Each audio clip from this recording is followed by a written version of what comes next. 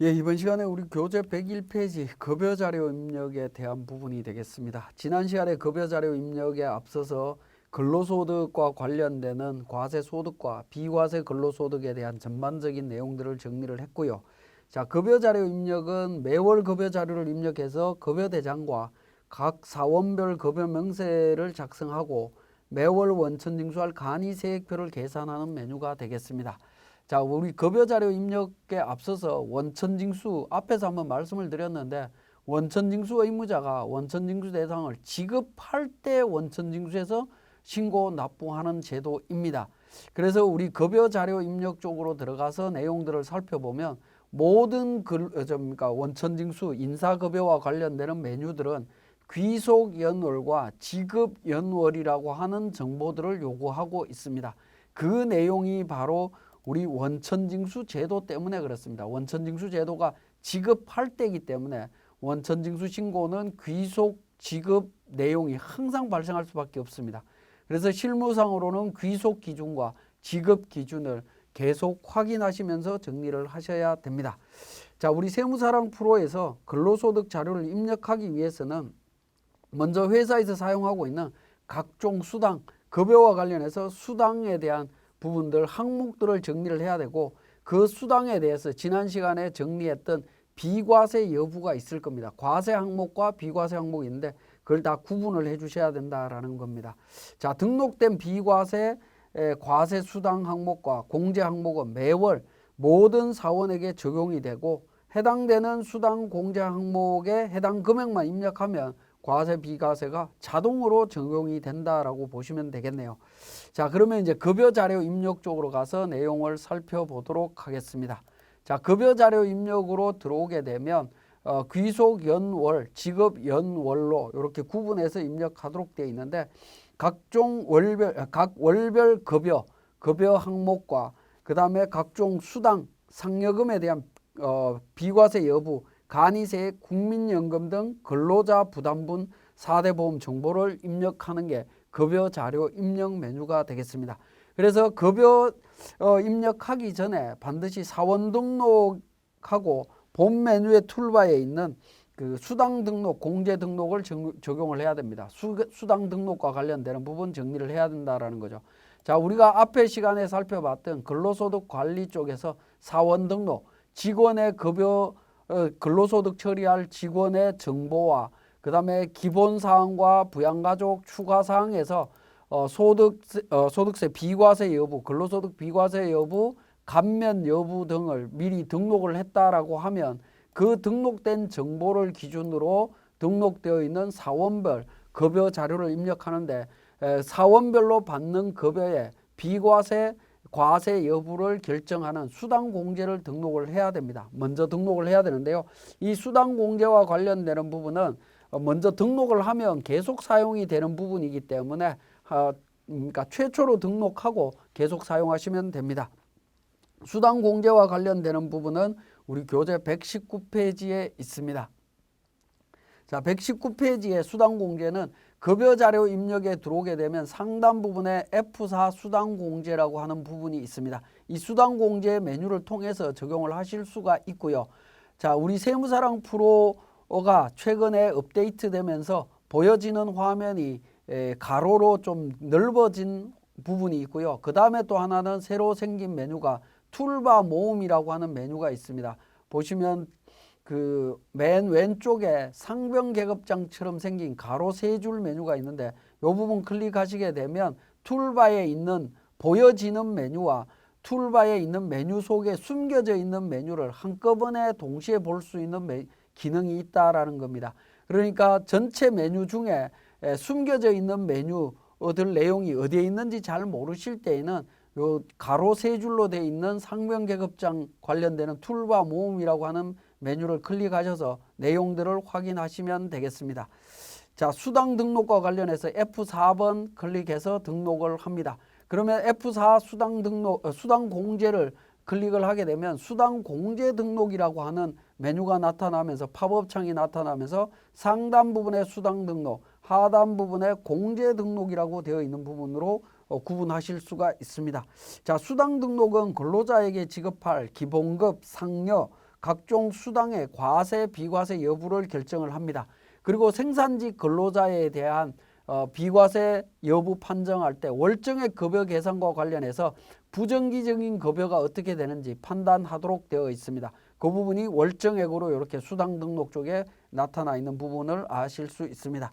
그 다음에 공제 등록과 관련되는 부분은 급여에서 차감되는 항목이 되겠죠. 회사 직원에게 급여 500만 원이다 라고 책정이 되면 500만 원 중에 국민연금 본인부담금이라든가 건강보험료, 고용보험료 뭐 이런 부분들을 차감하고 또 소득세라든가 이런 부분 차감해야 되겠죠. 차감해야 되는 부분들인데 그런 공제 항목들을 정리하는 부분입니다. 근데 일반적으로 공제 등록과 관련해서는 우리 세무사랑 프로에 등록되어 있는 항목 이외에 추가로 거의 등록하지는 않습니다. 등록할 내용이 있다면 회사 사정에 맞게 그냥 등록해서 사용하시면 되겠습니다. 자, 그러면 120페이지에 수당공제 등록 방법이 되겠습니다. 자, 수당 등록에는 기본적으로 과세 구분과 수당명, 근로소득 유형이 있습니다. 우리 수당 등록 쪽에 보시면 과세 구분이 있고요. 수당명이 있고 근로소득 유형이 있습니다. 그리고 월정액이라고 하는 부분이 있고요. 사용 여부가 있습니다. 자, 과세 구분이라고 하는 부분은 과세냐 비과세냐를 선택하시면 됩니다. 항목이 과세다라고 하면 큰 문제 없습니다만 만약에 비과세라고 하면 비과세 유형을 또 선택을 해줘야 되는 문제가 있습니다. 그래서 구분 자체는 이렇게 구성이 되어 있다라고 보시면 되겠고요. 자, 수당명은 두 번째 있는 수당명은 급여대장이나 급여명세서에 기록되는 수당의 명칭을 의미합니다. 그러니까 기본급, 상여, 직책수당, 월차수당, 자가운전보조금, 식대 뭐 이런 부분들을 정리하는 부분이고요. 근로소득 유형이라고 하는 부분은 기본적으로 과세로 되어 있는 부분은 급여로 표시가 될 겁니다. 그리고 그 다음에 이제 상여는 상여로 표시가 되도록 되어 있고요. 나머지는 전부 다 과세로 된다라고 보시면 되겠고 여기서 이제 중요한 거는 비과세, 과세 구분에서 비과세 항목인 경우에는 근로소득 유형이 굉장히 중요한데요. 비과세로 되어 있는 부분은 소득세법상 비과세 한도 금액들이 있습니다. 그 한도 금액들을 우리 세무사랑 프로에 등록되어 있는 메뉴와 연결시키는 과정이다라고 보시면 되겠고요. 자, 그 다음에 월정액이라고 하는 부분이 나옵니다. 월정액이라고 하는 부분은 생산직 근로자의 연장 근로수당 등 비과세 요건인 월정액 급여 210만 원 이하 여부를 계산하기 위한 부분입니다. 우리 월정액 급여라고 하는 부분은 우리 교재 내용이 있었죠. 한번 교재 내용을 한번 보시면 월정액 급여는 교재 112페이지가 되겠는데요. 월정액 급여는 매월 급여 총액에서 상여 등 부정기적인 급여, 실비 변상적 성질의 급여, 연장 야간 휴일 근로수당 관련되는 부분을 차감해서 계산하도록 되어 있습니다. 그러니까 정기적으로 지급되는 거냐 부정기적으로 지급되는 거냐를 결정을 해달라는 부분입니다.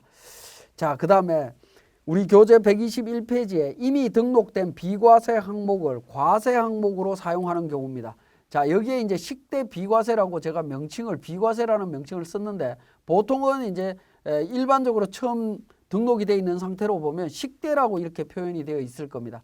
만약에 우리 회사는 비과세 식대가 아닌 식대를 지급을 한다라고 하면 음식물을 제공하고 식대를 또 지급하면 그 식대는 과세 부분이죠. 그렇게 될 경우에 어떻게 할 거냐? 비과세를 사용하시면 안 되죠. 그 경우에는 사용 여부에서 부를 선택하신 다음에 정리를 하시면 됩니다. 제가 이미 그 관련되는 내용들을 등록을 했기 때문에 이게 부로 선택이 안 되는데 만약에 식대가 과세 부분이다라고 하면 이 부분을 부로 선택하신 다음에 과세 부분에서 식대를 등록을 하시면 됩니다. 이렇게 식대해서 등록해서 사용을 하시면 됩니다. 그러니까 과세와 비과세가 동시에 있을 때에는 사용하는 부분은 열어두고 사용하지 않는 부분은 부로 해서 처리를 하시면 됩니다. 우리 교재 내용 수당 등록 수정 전과 수정 후가 있죠. 이 부분 이렇게 정리를 하실 수가 있고요. 자, 비과세로 처리하실 때에는 수당명에서 FE 코드 도움을 통해서 비과세 코드 도움 보조 화면을 통해서 비과세를 적용하실 수 있습니다. 식대 10만 원까지 비과세 또는 자녀 보육수당 같은 경우에는 월 10만 원 비과세 이런 부분들이 있죠. 그 비과세 규정을 어떻게 적용할 거냐 하는 부분입니다. 예를 들어서 자 비과세로 선택을 하면서 보육수당이라고 하겠습니다. 보육수당으로 처리를 하게 되면 비과세인데 유형에서 보면 비과세 한도를 적용해야 되는데 이걸 어떻게 적용할 거냐 하는 건데요. 수당명에서 F2번 코드를 누릅니다. F2번을 누르면 비과세 코드 도움이라고 있습니다. 그리고 보육이라고 해서 그러니까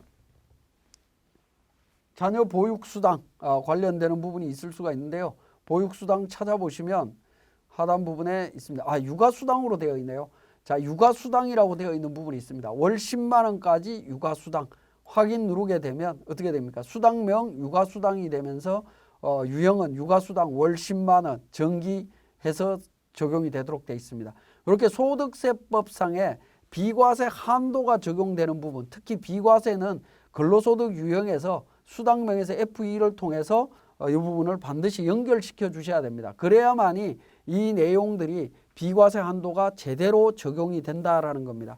마찬가지로 자가운전 보조금도 마찬가지가 되겠죠. 월 20만 원까지 비과세 되는 부분이 있습니다. 그죠? 이런 부분들 찾아서 제대로 반영을 시켜 주셔야 20만 원까지 비과세 적용을 받을 수 있다라는 겁니다. 자, 그러면 동일한 항목 같은 경우에 자가운전 보조금 같은 경우 자, 육아수당은 제가 인위적으로 등록한 거니까 이 부분은 삭제하도록 하겠습니다. 자, 예를 들어서 자가운전 보조금이 모든 직원에게 적용이 되는데 비과세되는 직원도 있고 과세되는 직원도 있다라고 하면 이때 어떻게 할 거냐는 겁니다. 동일한 수당 명칭으로 등록을 하게 되면 과세와 비과세가 혼선이 생길 수가 있겠죠. 그러한 경우를 방지하기 위해서 우리 세무사랑 프로에는 하단 부분 공제 등록 하단 부분에 보시면 파란색으로 비과세 항목 입력 여부 표시라고 해서 체크 표시하는 게 있습니다. 이렇게 체크 표시를 하시게 되면 확인 버튼을 누르고 제가 1월달 급여를 한번 등록되어 있는 부분을 보시게 되면 급여 항목 쪽에 보시면 기본적인 과세 부분은 까만색으로 나옵니다. 근데 그러니까 비과세 항목인 경우에는 전부 다 파란색으로 나옵니다. 파란색으로 나오도록 되어 있고요. 과세는 까만색으로 되어 있죠. 그래서 파란색과 까만색으로 비과세 여부를 판단하시면 됩니다. 근데 여기 이제 그 인쇄를 하게 되면 칼라로 인쇄하시면 뭐 명확하게 나옵니다만은 이게 칼라가 아니고 흑백으로 인쇄하실 때에는 잘 판단이 잘 안 되겠죠. 그러한 부분들을 방지하기 위해서 이런 식대 같은 경우에 비과세가 되면 그냥 우리는 뒤에다가 수당명을 수정하시면 됩니다. 비과세라고 표시를 미리 해주시면 오히려 더 확실하게 비과세인지 여부를 확인하실 수가 있을 것 같습니다. 그리고 공제 등록 밑에 있는 내용들을 좀 읽어보면 도움이 되실 것 같은데 야간 근로수당은 전년 총급여 3천만 원 이하이고 월정액이 210만 원 이하인 생산직 사원만 연 240만 원으로 비과세된다. 총급여 3천만 원이라고 하는 것은 사원 등록에서 이미 등록해서 결정을 했습니다. 그죠? 그 다음에 수당과 공제 등록은 현재 귀속연도 전체 월에 동일하게 반영이 된다. 한번 등록하면 계속 똑같이 쓴다라는 겁니다. 실비변상적 수당은 정기적이더라도 비과세 한도만큼은 월정액 급여에서 제외된다라는 겁니다. 실비변상적 성질의 급여는 월정액 급여 계산할 때 제외하도록 되어 있습니다. 기본적으로 제공하는 수당의 경우에는 수당명은 편집이 가능합니다. 제가 비과세 등록하는 것처럼 이렇게 편집해서 사용하실 수 있다라는 겁니다. 그리고 기본적으로는 비과세 항목 입력 여부 표시 여부에 이렇게 체크 표시로 해서 반영을 해주시면 되겠습니다. 자, 그렇게 해서 1월달 급여 관련되는 부분을 보시면 확연하게 과세 비과세 여부를 확인하실 수가 있습니다. 자, 그리고 생산직 근로자와 관련되는 부분이라든가 이런 부분들은 앞에서 설명드릴 때 제가 사원 등록에서 이 부분 말씀을 드렸던 부분이죠. 생산직 여부, 국외 근로 여부 관련되는 부분들이 우리 급여대장상에서 자동으로 반영이 될 수 있다라는 겁니다. 우리 수당 등록에서 비과세 여부를 결정하는 것도 중요하긴 하지만 사원 등록에 있는 7번부터 10번까지 있는 정보, 그 다음에 추가 사항에 있는 중소기업 취업 감면 여부 관련되는 정보, 이런 부분들이 복합적으로 이루어져서 우리 급여 자료에 입력되는 부분에 비과세나 세액 계산에 영향을 미친다라는 겁니다. 그래서 함께 바로 정리를 해 주셔야 되겠습니다. 자, 급여 자료 입력과 관련되는 부분입니다. 급여 자료 입력은 자, 수당 등록이 끝났다라고 하면 귀속 연월, 직업 연월을 기준으로 해서 적용을 하시면 됩니다. 자, 귀속 연월, 직업 연월이라고 하는 부분은 우리 원천징수가 지급할 때를 기준으로 신고를 하는데 신고할 때는 귀속과 지급 내용을 기준으로 신고를 합니다. 그래서 원천징수와 관련되는 인사급여와 관련되는 것은 귀속 기준, 지급 기준을 항상 등록하도록 되어 있습니다. 그래서 귀속 연월, 지급 연월이 있습니다. 1월달 급여를 1월 25일 날 이렇게 지급하는 걸로 이해를 하시면 되겠습니다. 자, 그리고 1월 25일 날 이렇게 급여를 입력을 했다라고 하면 급여만 입력을 했다라고 하면 지급 연월 옆에 급여라고 하는 부분이 나오죠. 이 급여라는 명칭은 급여 대장을 의미합니다. 만약에 상여금이 있다라고 하면 급여 항목에 상여금 100만 원 이렇게 입력을 하게 되면 급상여라고 하는 명칭으로 바뀝니다. 급여 및 상여 대장이라고 보시면 됩니다. 자, 급상여라고 하는 부분은 일반적인 급여와 상여금이 동시에 등록이 되게 되면 급상여라고 하는 형식으로 표현이 됩니다. 자, 그리고 예를 들어서 2월 10날에 상여금, 추석 상여금을 예를 들어서 지급을 한다라고 가정을 하겠습니다. 2월 10날 급여가 지금 반영이 되어 있는데요. 자, 이 부분 제가 다 지워버리도록 하겠습니다. 자료를 불러오면 안 되는 건데 지금 자료가 불려져 와 있기 때문에 자, 제가 내용을 다 지우고 설명을 드리겠습니다. 자, 정보가 없는 상태에서 새롭게 등록을 한다라고 했을 때 급여 항목 중에 상여금만 이렇게 등록을 하게 되면 요 명칭이 상여로 바뀌죠. 요거는 상여 대장이 됩니다. 상여금만 들어가게 되면 상여로 바뀌게 되고요. 그러니까 급여 대장이냐 상여 대장이냐 급여 상여 대장이냐 하는 부분은 급여와 상여금이 동시에 들어가느냐 아니면 별도로 따로 들어가느냐에 따라서 달라진다라는 의미로 이해를 하시면 되겠습니다. 자동으로 인식이 되도록 되어 있습니다. 자, 그 다음에 F7 중도 퇴직자 정산과 관련되는 부분인데요. 자, 1월 25일 날 우리 급여 자료가 입력이 되게 되면 공제 항목에 있는 국민연금, 건강보험, 장기요양보험, 그 다음에 소득세, 지방소득세가 자동으로 계산이 됩니다. 예를 들어서 백두산, 자, 급여가 이렇게 입력이 되어 있는데 상여금을 예를 들어서 500만 원 받았다라고 하면 자, 소득세가 자동으로 계산되는 것을 확인하실 수 있죠. 국민연금이나 건강보험료 관련되는 정보는 기본적으로 우리 사원 등록에서 이미 등록되어 있는 정보로 반영이 되어 있습니다. 연금 보수 월액이나 건강보험 보수 월액을 기준으로 해서 요 금액이 반영되도록 이미 등록이 되어 있기 때문에 그렇고요. 사원 등록에서 제가 설명드릴 때 국민연금, 건강보험, 장기요양, 고용보험 관련되는 부분은 4대 보험 사회보험 통합 징수 포털에서 관련되는 내용을 직원별로 확인하신 다음에 등록하시는 게 실무적으로는 편리하다라고 말씀을 드렸습니다. 자, 그렇게 등록하실 수가 있고 상단 부분에 있는 기능 중에 중도 퇴사자 정산과 관련되는 부분 잠깐 살펴보도록 하겠습니다. 자, 우리 사원 등록에서 5월 달에 송아지 직원이 퇴사를 했다라고 하면 5월 달 2020년 5월 25일 날로 퇴사일을 입력을 합니다. 퇴사일을 입력을 하신 후에 급여 자료 입력으로 갑니다. 그래서 5월 달에 5월 25일 날 급여 자료 입력을 하게 되면 송아지 직원과 관련되는 정보를 확인하실 수가 있고요.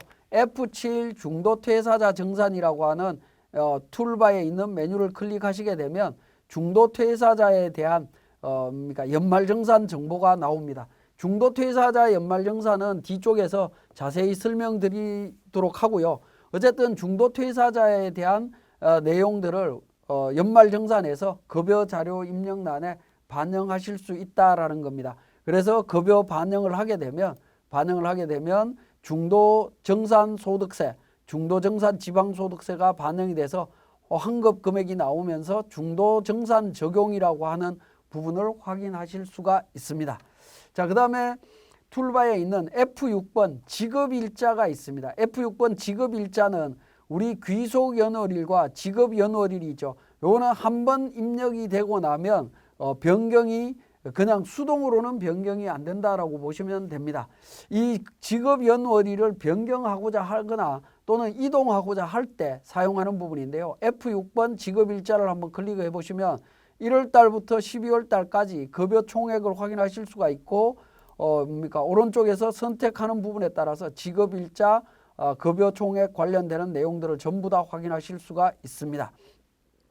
이때 급여 일자를 수정하시고자 하신다면 하단 부분에 보시면 지급일자 수정이라고 하는 메뉴가 있죠. 이 수정이라는 메뉴를 통해서 지급일자를 수정하실 수 있습니다. 자, 그 다음에 복사라고 하는 기능이 있는데요. 이 복사라고 하는 기능은 등록되어 있는 내용을 다른 월로 복사해서 그대로 사용하시고자 하실 때 가능한 부분이고요. 이동이라고 하는 부분도 마찬가지입니다. 귀속월을 잘못 입력된 급여 자료가 있는 경우에 기존 입력 사항을 다른 귀속월로 이동해서 사용하고자 할 때 사용하는 부분이 되겠습니다. 그래서 지급연월에 한번 등록된 내용을 수정하거나 복사하거나 삭제할 때 사용하실 수 있다라고 보시면 되겠습니다. 자, 그 다음에 이렇게 해서 이제 적용이 된 이후에 관련되는 급여 명세서를 5월달 급여 명세서를 직원한테 알려주고 싶다라고 할 때는 어떻게 할 거냐 하는 부분인데요. 우리 교재에는 이 내용이 지금 빠져 있습니다. 요 교재 집필한 이후에 업데이트 되면서 내용이 새로 생겼기 때문에 그런데요.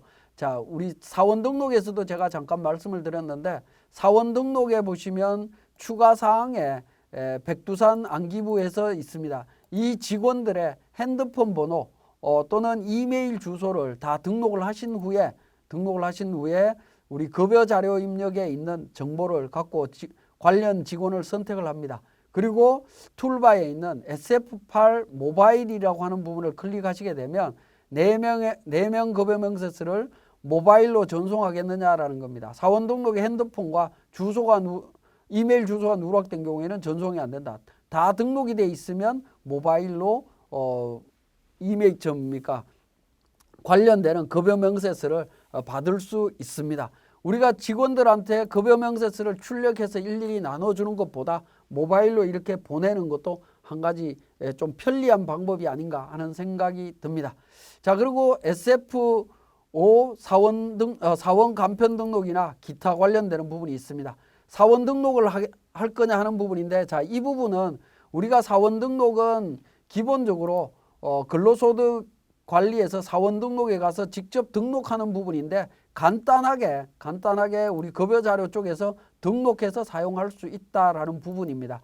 자, 그 내용을 보실 수 있고 SF7 건강보험료 관련되는 부분은 건강보험료 요율에 대한 정보를 확인하실 수 있고요. 역삼각표 눌러보면 우리 세무사랑 프로에 있는 이공단 보험료 블록이라고 해서 이 공단을 사용하시는 분들은 이 내용을 또 연계해서 사용하실 수가 있습니다. 자, 그 다음에 마지막으로 이제 급여 관련되는 부분을 다 입력을 했다라고 하면 자, 더 이상 변경하실 필요가 없겠죠. 변경이 필요 없는 경우에는 F8 마감이라는 버튼을 통해서 5월달 급여 자료를 마감을 하시면 되겠습니다. 이렇게 마감 작업을 하시게 되면 관련되는 내용을 수정할 수가 없습니다. 물론 반드시 수정해야 될 사항이 생길 때에는 F8 마감 취소라고 하는 기능을 통해서 마감을 취소하신 후에 추가 작업을 하시면 되겠습니다.